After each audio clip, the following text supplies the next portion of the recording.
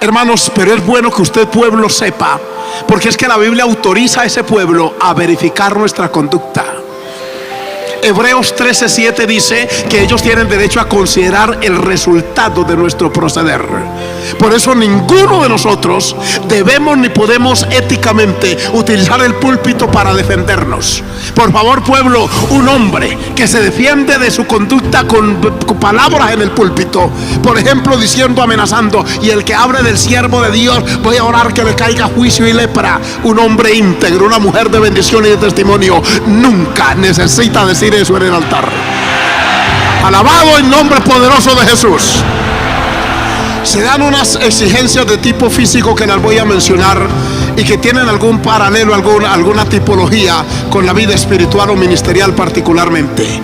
Dios le dijo a Moisés, dígale a Aarón esto: ninguno, o sea, no se exceptúa, ninguno de tus descendientes por generaciones, no solo esta, las que vienen, que tengan algún defecto, se podrá acercar para ofrecer el pan de su Dios.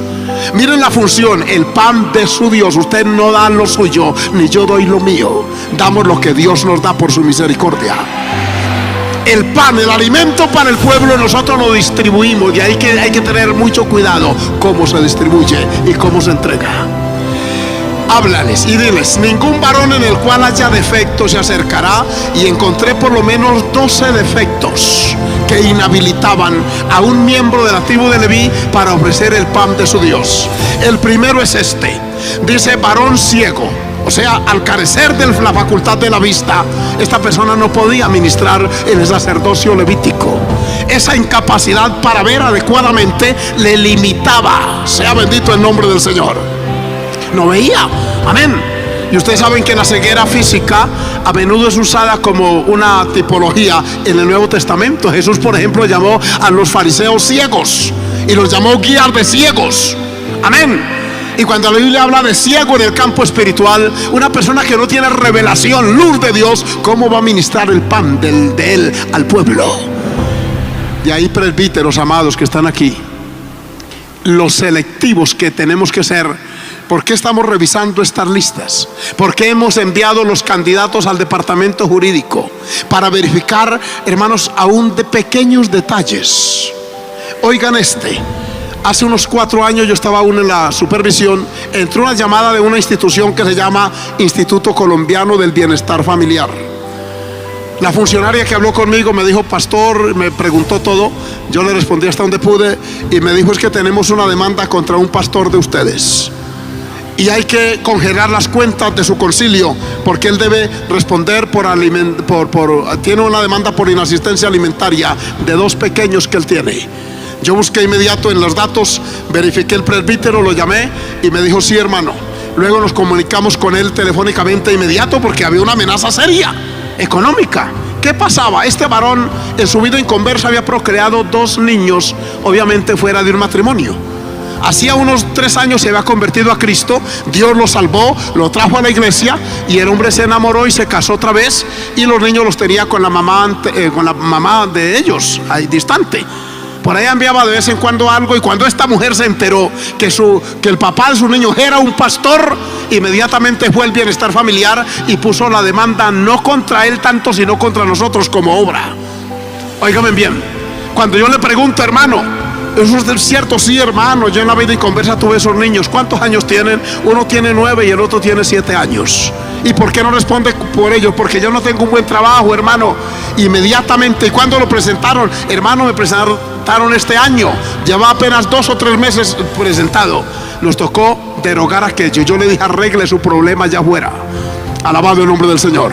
Mire, un asunto tan elemental como ese nos estaba creando un problema ya de tipo económico y jurídico a nosotros.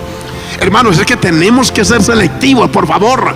No todo el que brinca y haga así en una plataforma, no lo mande ahora aquí a estar de pastor o de pastora. Mire, que tenga una visión clara, que no sea ciego. ¿Cuántos alaban el nombre del Señor? Podíamos hablar mucho de él, pero después del ciego sigue otro que no podía servir. ¿Cuál era? El cojo. Esto tiene que ver con el andar correcto. La persona que tiene esa deficiencia física pues no anda normal. Y entonces tampoco lo admitían en el sacerdocio. Y les quiero decir que hemos conocido un que otro cojo, no físico, porque gracias a Dios no es esa la norma en el Nuevo Testamento, alabado el nombre del Señor. Pero cojos muchos. Hemos tenido información, y se los digo delante de este pueblo y ante las cámaras. Dios ha ido descubriendo unos que otros deshonestos. Cojos, no andan recto, andan chuequeando, sí, andando mal. Sí, los hay. Dios lo va poniendo al descubierto. Gente que se toma parte de las ofrendas misioneras, que no envía el informe completo como es. Hemos descubierto y amonestado pastores que han tenido el cinismo de ir a pedir diezmos a las fincas y a las casas de los hermanos, a los negocios. Si usted se entera de uno de ellos, por favor denúncielo ministerialmente ante las autoridades competentes. Es un cojo. Y yo le pido a usted, iglesia que me oye hoy, sea exigente en cuanto a la calidad del pastorado que tiene. Uno como miembro de iglesia tiene también derechos bíblicos, y es verificar que la calidad del liderazgo se ajuste.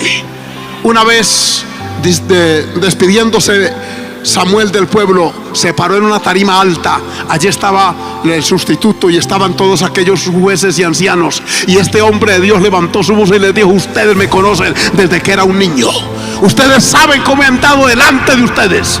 Y le dijo en su etapa final: si he tomado el asno de alguien, si a alguien le he codiciado un bien, si he tomado lo prestado y no lo he devuelto, por favor, levanten su mano, que en este día yo debo restituir eso. Y cuando yo leo eso en la palabra me lleno de gozo, porque este pueblo levantó la voz y dijeron: nunca nos has defraudado, jamás has actuado de esa manera. Oh, gloria al nombre del Señor. El haber más valioso de un hombre, de una mujer de Dios, no es ni los números que en su iglesia se manejen, es su integridad, su rectitud con la cual anda. Levante su mano y dele gloria al Señor. El cojo no andaba recto, no podía ser sacerdote. Luego del cojo venía el mutilado. Esta persona, el cojo tiene su extremidad, pero la tiene defectuosa, mientras que el mutilado le faltaba. Tal vez un accidente, algo pasó en él y perdió parte de su pie o de su mano, no sé, o de su dedo. Pero lo cierto es que al quedar mutilado también quedaba inhabilitado, es decir, estaba incompleto. Amén, hermanos. Ustedes saben que la Biblia dice que nosotros estamos completos en Cristo. ¿Lo dice o no lo dice la palabra? El hombre de Dios tiene que tener una integridad, no tiene que tener faltantes. Es vergonzoso en los traslados y relevos pastorales que a veces llega gente a cobrar al pastor anterior creyendo que todavía está ahí. A una congregación llegó un hombre a cobrar un pavo que en un 24 de diciembre se lo había fiado al pastor, se lo comieron y no se lo pagaron, y hubo relevo en el mes siguiente y el otro vino a cobrar el pavo y era otro pastor. Conocí el caso porque yo llevo aquí en esta junta 16 años y bregando con pastores 24 años que estoy cumpliendo hoy de casado. A los 5 días de estar casado me pusieron de presbítero allá en la zona 13, de manera que conozco casos. Esto no me los han contado. Yo conozco de gente mutilada y también de cojos. Amén. Un carro viejo le fue llevado a un pastor un domingo en la mañana. Lo vendió por bueno y lo trajeron empujado hasta el frente del templo. Y estando el dicho ministro, que por supuesto no está ahora en la obra, porque Dios no los permite con largo tiempo, le gritaron desde allá y le dejamos ese pedazo de carro y lanzaron epítetos y términos desobligantes. Y el hombre: reprendamos al diablo y que no sé qué. Hermanos, me han llegado llamadas, a las oficinas llegan una cantidad, dejé allá una carpeta gruesa, allá está en la gaveta del escritorio del hermano Samuel, quejas y reclamos, así la llamé, en letra grande, de pastores con esta cantidad de defectos, mutilados, sacan prestado y no pagan. Hermano, sacan a los creyentes para que les sirvan de fiadores y tomar deuda y después nada. Gente, hermano, que usan hasta la esposa para mandarla a profetizar, para sacarle dinero a los creyentes. Nos tocó manejar el caso de un expastor. Hermano, le estoy hablando realidades, iglesia, para que ustedes vigilen y observen la calidad pastoral que Dios demanda en esta santa obra. Un pastor obtuvo una motocicleta con mucho sacrificio. Un pastor, no, un creyente la compró y se la prestaba de vez en cuando al pastor, hasta que le tuvo que decir que no se la podía prestar más porque él la necesitaba para su trabajo. Y a los 8 días vino palabra de Jehová, entre comillas, a través de la esposa profeta. Oigan eso. Si no regaláis esta moto a mi siervo. Eso fue real, amén. De cierto os accidentaréis y os aporrearéis y os descalabraréis. Ay, Señor, tenga misericordia. ¿Cuántos alaban el nombre del Señor? Uno se pregunta, ¿cómo una persona de estas aparece en el ministerio? ¿Quién lo referenció para que pasara al frente y aparezca en un listado como obrero laico y luego con ascensos ministeriales? ¿Dónde está la visión, presbítero? Uno debe observar si la Biblia manda que el obrero no debe ser codicioso de ganancias deshonestas. Si Jetro, el suegro de Moisés, que vino y observó el trabajo ministerial, lo sentó y le dijo: mira, este trabajo es excesivo para ti, el pueblo va a desfallecer, y también usted por esto haga una cosa, distribuya este trabajo que es muy grande, coloque jefes de a miles, de a cientos, de a 50 y de a 10, pero para que usted lo seleccione, le dio por lo menos 4 pautas: que sean varones de virtud, temerosos de Dios, varones de verdad, y que aborrezcan la avaricia. No pongan a nadie que ame la avaricia, porque ese puede explotar y ser los tramposos, hermanos, que hoy hemos luchado con ellos. Gente deshonesta que la hay. Es tan deshonesto decir en un púlpito: hermano, allá está la actividad pro templo, y después se la embolsillan ellos. ¿Cuántos pastores? Una vez me dijo uno: hermano, deme una conferencia de generosidad en la iglesia, hermano, que yo he visto que Dios lo ha bendecido. Eso no es conferencia, es que la actitud, cuando un pastor se guarda el recurso pro templo, cuando usted pone su esposa de tesorera, que ningún hombre honesto lo hace. Nunca una esposa de pastor debe ser tesorera, se lo digo ahora. Aquí en Colombia hay una figura jurídica que llama concusión, cuando un funcionario coloca a su esposa. Amén. ¿A quién? A la suegra, me dicen aquí estos presbíteros. Es a menos, porque se supone que si es suegra ya tiene lagunas mentales, ya es posible que no sepa sumar, de pronto sí sabe restar o dividir. Amén. Cuidado, hermano, es que la ética, el sentido común me dice. ¿Cuánto dan gloria al Señor? Que hay una necesidad para la convención, y como la esposa es la que tiene el tesoro, mija, présteme, calladito. Hemos descubierto escándalo, gente desmotivada que no quieren apoyar porque no saben cuántas empanadas se vendieron en la caseta, cuántos almuerzos, cuántas faltas se distribuyeron. Nosotros los pastores podemos ser asesores, pero nunca, usted jamás, yo nunca lo he hecho, ya no lo hago. Jamás tendré, hermanos, a mi cuenta el tesoro de la iglesia. Nunca lo hice, no lo voy a hacer ahora, menos. Alabado el nombre del Señor. Mutilado, no podía ser mutilado, pero veamos, avancemos porque nos demoramos, hermano. O tampoco sobrado. Mutilado le faltaba, pero el sobrado era que le sobraba, tenía de más. Hay personas que tienen, en la Biblia habla de algunos que le nacen un dedo más. Ahora la cirugía y todos los recursos médicos ayudan y lo seccionan porque no hace falta un dedo más. Dios los hizo completos. La Biblia habla de uno que tenía 6 dedos en cada mano y en cada pie. Pues hoy sencillamente un médico, un cirujano hace la incisión y lo arregla. Pero hay unos que tienen más de una, no un dedo, sino una uña. Tienen uñas muy largas, son sobrados de uña, pastores, hermanos. Tenga Dios misericordia. Amén, hermanos. Yo le pregunté al hermano de la moto, le dije: ¿usted le entregó la moto? Dijo: no, pastor, por supuesto no se la entregué, porque yo a la esposa no le creo nada como profeta. Oigan, mujeres que me están oyendo en esta mañana, vale más su credibilidad y su testimonio que su profecía, y menos de ese tipo. A los 15 días, hermano, ¿y por qué no ha hecho caso? Él le dijo: mire, hermana, que me hable Dios por una persona que no sea usted, y le entrego la moto. Pero mientras tanto no se la entregó. Hizo bien en no entregársela. Gente que usa la manipulación psicológica para sacarle dinero. Por ejemplo, miren una cámara como esta, y ahora que tenemos cientos en la internet mirando, allá en tal país hay alguien que tiene $100 guardados, corre, pacta. Eso es manipulación psicológica. Dios me muestra que hay uno con $200. ¿No ve que eso es normal? ¿No ve que las leyes de la probabilidad permiten que haya cualquiera de ustedes que tenga $200 guardados? Amén. Que tiene un familiar por allá en Estados Unidos o por allá no sé dónde y le mandó una pequeña ofrenda y usted los tiene ahí para cambiarlo. Ay, que Dios me habló que lo voy a entregar. No, hermano, uno tiene que tener madurez y tener también capacidad de análisis.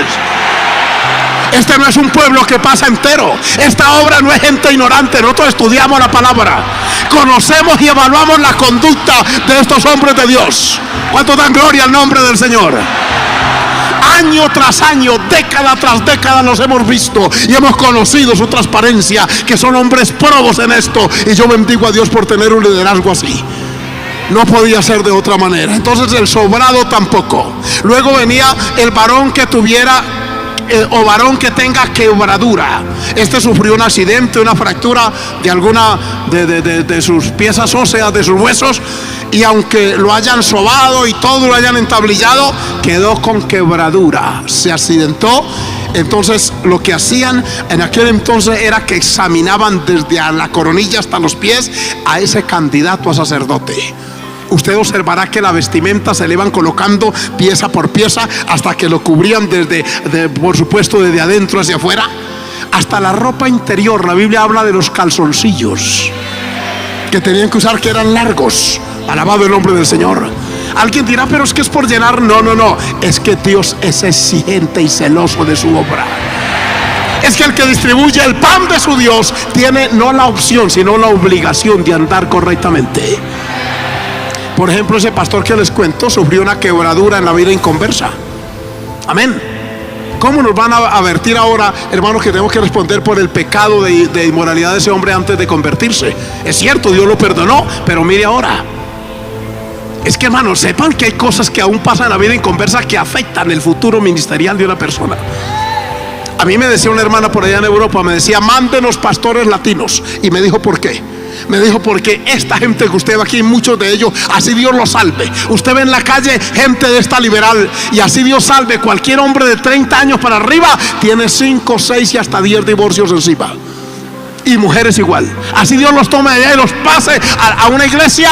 Esas personas no podrían hablar con propiedad de moral, de ética, de santidad y de pureza, por el pasado que tienen. Alabado el nombre del Señor. Tantos matrimonios encima, habla de que no son maduros emotivamente, no tienen una estabilidad emocional, no tienen un carácter para autocontrolar sus inclinaciones, y un hombre así no puede tener la autoridad que demanda un púlpito para conducir un pueblo delante de Dios. ¿Se da cuenta que hay quebraduras que inhabilitan a quien la padece? Aquí está la quebradura de pie o rotura de mano. Este era quebrado de pie, pero hay uno que sufrió la fractura fue en la mano. Amén. Y a algunos que le sufrió, les quedó la mano así, que solo jalan para su lado. Alabado el nombre de Jesús. Amén, iglesia. Como aquel es presbítero que en una actividad todas las noches hablando de una ofrenda para el siervo que nos visita. Y a mí me incomoda eso, porque eso transmite la idea de que uno es un pordiosero, y no lo somos. Esta es una obra de generosidad y de bendición. Si quieren dar una ofrenda, amén. Pero todas las noches, yo le dije en la tercera noche, hermano, no diga que la ofrenda es para mí, me hace sentir mal. Y yo sirvo al Señor en una obra que es generosa. A mí me pagan el pasaje para venir a visitarlos a ustedes. Amén. No use la figura de un compañero para sacarle. Pero luego me entrega una ofrenda grandecita, yo la pongo en el sobre. No me gusta estar contando ofrendas delante del que la da, como algunos la hacen. Se han dado caso de gente que abre la ofrenda, la cuenta y le dice, ¿esto por qué tan poquito? Y le exigen más. Mutilados, que los hay, con mano quebrada, fracturada. Amén. Llego yo a casa, abro la ofrenda, habían 300,000 pesos en billetes de a 1,000 y de a 2,000. Y aquí los otros de mayor denominación, ¿dónde están? Yo empecé a meditar, pastores. Si lo llamo, puede interpretarme como avariento. Si no lo llamo, puede hacer esto con otros. Señor, ¿qué hago? Inmediatamente vinieron estas normas a mi mente y dije, lo llamo. Le marqué, le dije, hermano, ¿cuánta ofrenda puso usted? Hermano, es que hay mucho gasto. Yo le dije, ¿por qué no se lo dijo a la iglesia entonces? Amén. ¿Por qué no le dijo a la congregación de los gastos? Además, yo tengo sentido común porque yo soy pastor. Estos hombres que están aquí somos pastores y sabemos cómo una iglesia uno tiene sentido de análisis. 1.200, 1.500 personas en una confraternidad.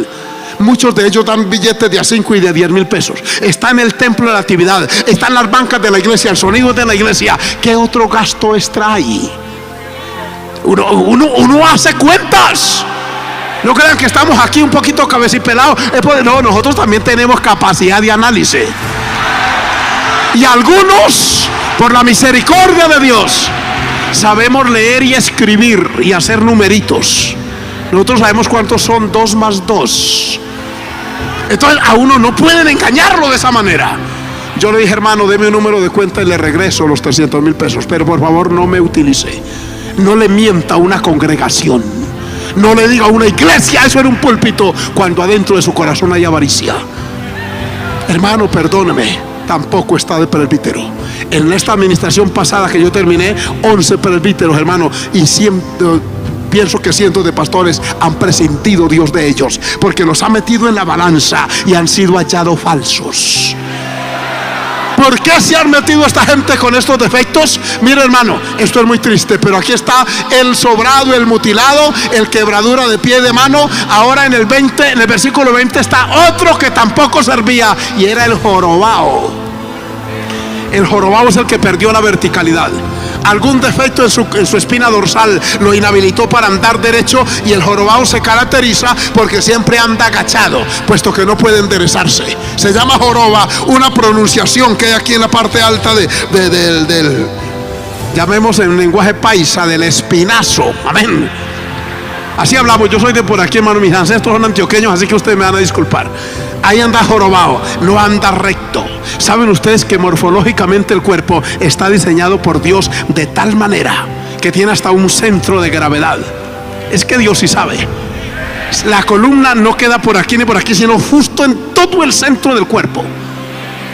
Si separaron un cuerpo vertical por toda la mitad, las dos mitades pesarían exactamente lo mismo. Es que Dios sabe. ¿Cuánto dan gloria al Señor? Eso permite que usemos los pies adecuadamente, que no nos cansemos tanto, porque si usted pesara más de un lado que del otro, ese pie sufriría más.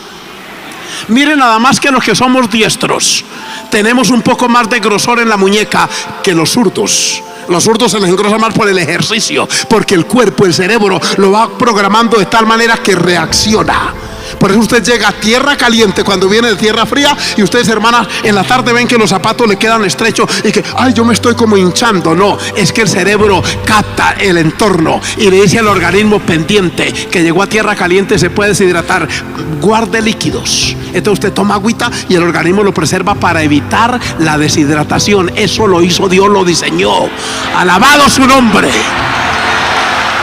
Cuando Él puso la columna en usted, es como tiene que ser. Bendito sea el Señor. Le enseñan a uno que tiene que sentarse adecuadamente en el escritorio. A los niños en la escuela, en el pupitre, tiene que sentarte a ti, porque si no cría joroba. Y le están diciendo para prevenir que la joroba crezca y que le haga un defecto y que le dañe su caminar. Y más de un jorobado ha llegado. Lo que pasa es que Dios los ha puesto en la línea y los ha enderezado. ¿Cuánto dan gloria al nombre del Señor? Y ahora caminan rectos, pero hay otros que se joroban por el camino. Van perdiendo la postura. El caminar recto que deben tener lo van perdiendo y se van jorobando poquito a poco. Poco a poco uno ve, este hombre no era así. Antes no andaba de esa manera, porque ahora, antes estaba en las primeras filas adorando a Dios, bendiciendo al Señor, y ahora en pleno culto está por allá comiéndose las últimas hamburguesas que quedaron. Alabado el nombre del Señor. En plena actividad de palabra, la palabra aquí que fluye, el mensaje, hermano. Como me dijo un hermano una vez, me dijo, hermano, es que me da tristeza con el hermano Julano. Ahí tuvimos una discusión porque lo exhorté.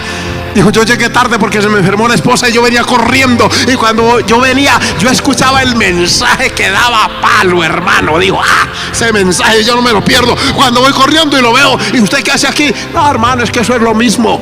Yo le dije, no sea ingrato, desleal. Usted que no tiene la mujer enferma y que está alentado, en vez de estar allá metido, camine conmigo. Dijo, y se me zafó y se quedó ahí sentado, y yo corrí a la última porción porque yo tenía hambre de palabra, me dijo. Alabado sea el nombre de Jesús. Hay gente recta, en gran mayoría la tenemos, que no andan con jorobas. Pero también hay los que Dios quiere alinear. Alinear es enderezarlo. Alabado el nombre del Señor. Le hacen eso a los vehículos. Usted no ha notado en las carreteras, los que viajamos tanto por carretera, que unos vehículos viejos van andando como así, como torcido. La llanta delantera va por allí y la trasera, y uno dice: ese carro está desalineado, perdió la línea. Hay unos mecanismos mecánicos que los usan esos hombres especialistas y alinean los carros. Yo estaba mirando cómo es eso, no entendí nada, pero tiene que dar cierta medida. Y esa medida la dan en unos términos técnicos que yo tampoco entendí. Yo hace poco alineé ese carro para venir para Medellín y yo les dije: ¿cómo es eso? No entendí nada. Pero lo que sí me dijo es: los carros vienen con una línea de fábrica desde el montaje. Y cuando la pierden, las llantas empiezan a acabarse más de un lado que del otro. Y la máquina sufre porque el punto de gravedad. Y me dijo un discurso ese mecánico que yo no le entendí mayor cosa. Pero lo que sé es que Dios en su gracia crea seres perfectos, dice la palabra. Pero el hombre se busca imperfecciones. Dios quiere en su obra gente que ande recta. ¿Cuánto dan gloria al nombre de Jesús? Viene el otro, el jorobado o el enano. Ayer el hermano Gustavo hacía mención al enanismo allá en la reunión antier. Y el enano es el que le faltó estatura. Tranquilo que no me estoy refiriendo a nadie en particular. Alabado el nombre del Señor. El pastor mira al otro. Amén, tranquilos. Es que estamos en la gracia. ¿Cuánto dan gloria al nombre del Señor? A su nombre. El enano es el que le falta estatura. Ustedes sabían que también, óigame acá, desde el punto de vista biológico, los cuerpos están diseñados por Dios con algo que los médicos usan, es la relación entre edad, masa corporal y estatura. O sea, el niño a tal edad debe tener tal peso y tal estatura. Y hay una tabla que paran el pequeño allí y ahí está pegada en la pared. ¿La han visto, verdad, algunos? Y entonces dicen: está bien de peso, pero está mal de estatura. Alabado sea el Señor. Y entonces le dan el nutriente que necesita para crecer. Alabado el nombre de Jesús. A mí un día un testigo de Jehová molesto me dijo que a mí no me habían alimentado bien cuando estaba chiquito. Estaba rabioso conmigo porque, amén, entonces apeló a un argumento de esa naturaleza. Hermanos, el enano es la persona que le falta llegar. Efesios habla hasta que todos lleguemos a la estatura, al nivel. Se presupone que un pastor es la persona que ha llegado a una altura ministerial, doctrinal, ética, moral, familiar. Amén, hermanos. Es vergonzoso que la iglesia no crea que su pastor deba tener la estatura, la altura que debe tener. Tan triste cuando hay personas que dicen: yo no puedo llevar al profesor de mi colegio a la iglesia porque, cuando oiga a mi pastor. Hay pastores tristemente que no crecieron. Todavía siguen diciendo aiga cuando saben que es haya. Uno tiene derecho a nacer ignorante, pero no tiene derecho a morirse ignorante, hermano. Algunos tuvieron privilegio de ir a una escuela, a un centro de educación. Otros no tuvimos ese privilegio, pero Dios nos dio el sentido común, la capacidad de leer, hermanos. Crezca. Mire, Pablo habla en Timoteo que el obrero debe ser apto para enseñar. ¿Es así o no es así, hermano? Una persona con cierta estatura. El primer contacto que tiene un nuevo es con el ujier. Luego se queda mirando al púlpito, evalúa a los músicos, la alabanza. Pero luego que el pastor ocupa el altar, él ve el porte que lleva, la forma como se viste.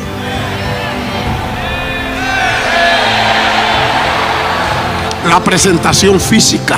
Un pastor todo despeinado que vino en moto y se quitó ese casco y lo tiró por allá y pasó al púlpito así con los 3 pelos que le quedan. Hermano, deja mala impresión. Y si está por internet, peor. Sí, hermanos. Mal abotonada la camisa, le sobró un botón y le quedó así torcida. Detalles como ese. Le sobra media franelilla aquí, le sale aquí por la barbilla un poco y así, hermano, y con una corbatica mal amarrada. Esos detalles, aunque parezca insignificante, lanzan un mensaje a quien lo oye por primera vez. Acuérdese que Corintios habla del que ocupa el lugar de simple oyente. Está el maduro que evalúa y entiende y conoce a su pastor, pero está el nuevo que de pronto no tiene esa estructura todavía y se puede llevar una impresión inadecuada. Cosas como esa. Enanos. Entonces no podía ser enano. ¿Cuánto dan gloria al nombre del Señor? Todo el tiempo lo mismo, hermano. Nunca hay alimento. Un creyente me dijo: pastor Henao, dígale a los pastores que crezcan, porque uno da un diezmo, una ofrenda, uno se sienta en un banco, uno paga bus, paga transporte y uno viene a alimentarse. Uno necesita que lo nutra la palabra. A veces hasta con sueño nos sentamos en la banca, dijo. Uno suelta el trabajo tarde y corre porque uno necesita, y llega uno y encuentra nada, no se alimenta. Alabado el nombre del Señor. Hermanos, mire usted por qué tenemos que ser exigentes. Y quienes pasen ahora, escuchen que aquí están. Ahora ya daré sus nombres y usted hará una fila. Usted no está llamado a quedarse en ese estado. Alabado el nombre del Señor. Los que van a ser promovidos, por favor, presbítero, no promuevan a un pastor que lleva 10 años y tiene 7 miembros. ¿Cómo hay un reverendo entre nosotros con 8 personas apenas? Se supone que un reverendo lleva mínimo 10 años de ministerio, por lo menos. ¿Es así o no, pastores? ¿Y cómo va a tener si tiene 8 creyentes? No le digas que hay en la junta, es que el nuevo supervisor, es que la junta que entró, mire, esos son de los duros, he oído por ahí. No, dígaselo usted como pastor, dígale: no lo puedo promover, hermano, porque mire el informe, 8 creyentes. Mire su pobre esposa con sus chancleticas reventadas todavía con machete caliente. Mire sus hijitos a pie descalzo, mocositos. Por favor, cuando aprendan a hacerle aseo a los niños, cuando aprendan a vestirlos adecuadamente, cuando usted aprenda a clamar a Dios y Dios lo bendiga, me avisa. Cuando usted crezca, alabanzas al nombre del Señor, a su nombre. ¿En cuántos lugares ha abierto Dios puertas en la radio y en la televisión?